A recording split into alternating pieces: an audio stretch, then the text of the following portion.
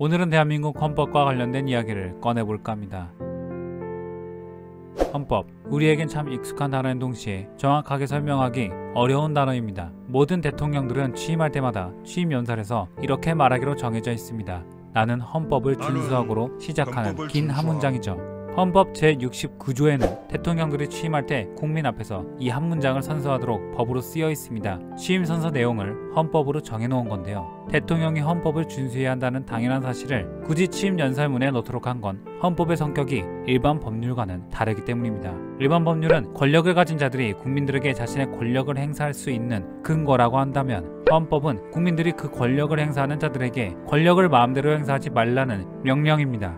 대통령은 왕으로서 국가의 주인으로서 군림하는 것이 아니라 국민과의 약속인 헌법에 따라 권한을 행사하는 위치에 불과하다는 걸 상기시키는 것이죠. 대통령뿐 아니라 국회의원을 비롯한 고위 공무원들 또한 국회에서 법률을 만들 때나 자신들의 권력을 국민들에게 행사할 때에도 절대적으로 헌법에 근거해야만 합니다. 대통령에게만 적용되는 것이 아닙니다. 헌법의 범위는 권력을 행사하는 모든 이들입니다. 세월호 사건이나 이태원 참사 등 다수의 국민들이 국가의 잘못으로 희생될 때마다 대통령들의 국민 앞에 사과하는 것도 헌법에 근거하여 국민들을 지켜야 할 대통령이 자신의 책무를 이행하지 못했기 때문입니다. 그런데 말이죠. 대한민국이 건국된 1948년 직후부터 1987년까지 9차례나 헌법이 개정되었고, 대한민국의 대통령들은 헌법을 수호하기는커녕 개인의 욕망을 채우기 위해 헌법을 불법적으로 뜯어고치며 그 숭고한 정신을 훼손시켜왔습니다. 그 중에서도 가장 수치스러운 사건은 이승만 대통령이 저지른 4.4 5.18 개헌입니다.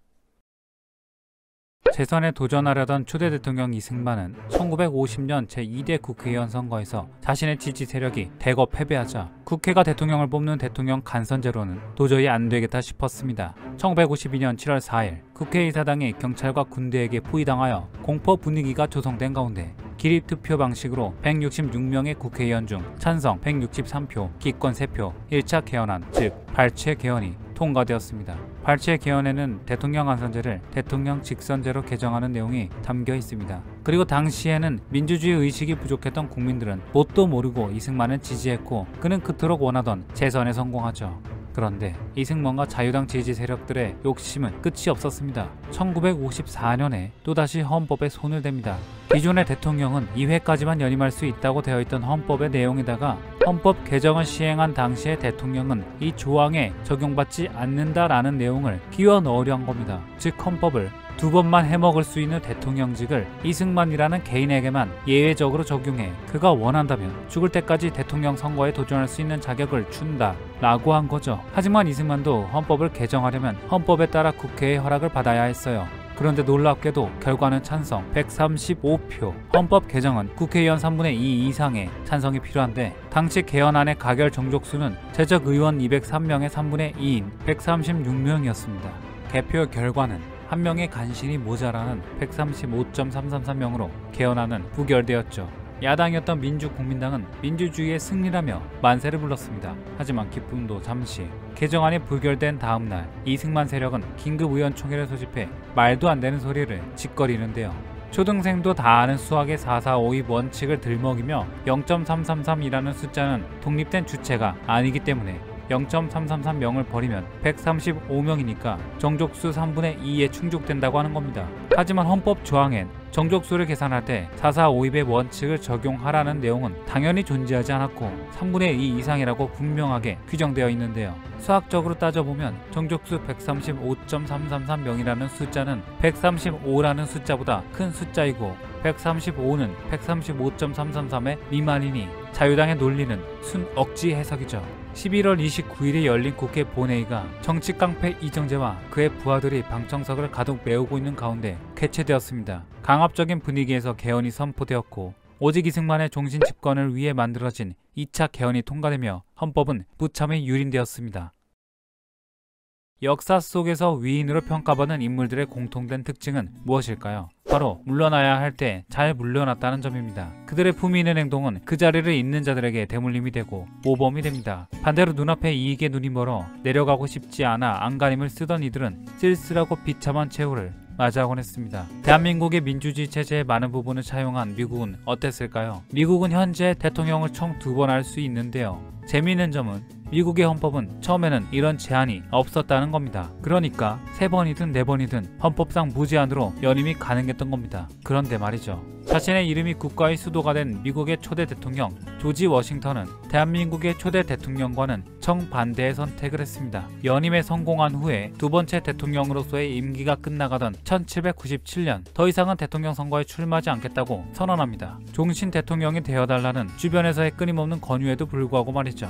당시에는 민주주의에 대한 의식이 전혀 없었고 왕이 한 국가의 주인이던 시대였기 때문에 국민들 눈치 볼 것 없이 그는 왕처럼 군림할 수도 있었고 헌법을 자신에게 유리하게 고쳤을 수도 있었어요. 하지만 자신의 선택이 미국이라는 신생 국가와 이 땅에 앞으로 살아갈 국민들에게 어떤 영향을 끼칠지를 고민한 끝에 그는 모든 것을 내려놓기로 결정을 내렸고 두 번의 대통령을 지낸 정치인 조지 워싱턴은 영원히 정계를 떠납니다. 그리고 그의 후임 대통령들은 그를 본받아 1선이나 2선까지 하고 백악관에서 나오는 것이 관례처럼 되었어요. 조지 워싱턴의 결단 덕분에 역사상 세계 최초로 시행된 대통령제는 성공적으로 안착되었고 다른 국가들의 훌륭한 모티브가 되었죠. 그러다가 제32대 미국 대통령 프랭클린 루즈벨트가 계속 이어져온 관례를 깨는데요. 그의 개인적인 욕심이라기보다는 경제 대공황과 제2차 세계대전이라는 역사적인 위기 상황의 극복을 위해 어쩔 수가 없었어요. 그는 서유럽 국가들을 대신해 세계의 안정을 이끄는 지도국가의 수장으로서의 역할을 수행해야 했고 대단히 훌륭하게 해냈습니다. 그리고 이때에 와서야 이것이 관례가 돼 독재자가 나올 것을 우려했던 미국은 대통령의 3선 금지를 헌법에 명문화했죠.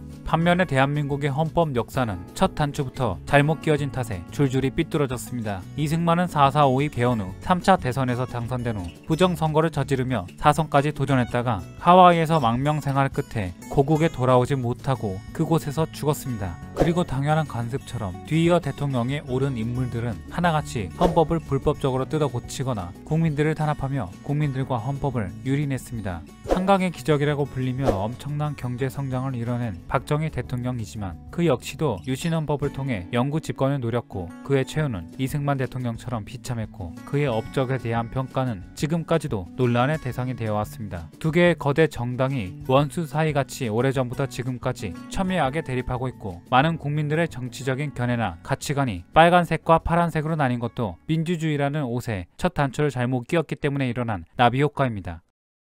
불법적으로 헌법을 뜯어고치는 게 왜 잘못일까요? 모든 권력은 국민으로부터 나오고 그것을 명문화한 것이 헌법이기 때문이죠. 그런데 헌법을 따르고 지켜야 할 권력의 우두머리인 대통령이 자기의 상위에 있는 주체를 멋대로 재단하다니 당연히 잘못이죠. 그런데 우리나라의 대통령들은 여전히 너무도 나쁜 선례를 쌓아나가고 있습니다. 2014년 세월호 사건은 국가 안전 시스템의 민낯을 드러냈습니다. 국민들은 참사의 원인을 해경이나 세월호 선장의 탓으로 돌리는 당시 정부와 대통령을 비롯한 정치인들의 무능과 책임 회피에 분노했고 광장에서는 수백만 개의 촛불이 타올랐습니다. 그리고 2022년 10월 29일 이태원에서 일어난 참사에서도 어김없이 정부 관계자들은 죽어간 국민들을 두고 희생자나 피해자가 아닌 사고 사망자로 표기하도록 하거나 할 수 있는 책임은 다했다, 막을 수 있는 사고가 아니었다라고 하는 등 자신들이 가진 권력의 근원이 어디인지 전혀 자각하지 못하는 모습을 여실히 보여줬습니다. 복잡해져가는 세상 속에서 책임의 주체는 더욱 모호해져가고 거기에 항거하기에는 우리의 일상은 너무나 힘겹고 경제 사정은 가혹할이 많지 어려워지고 있어요.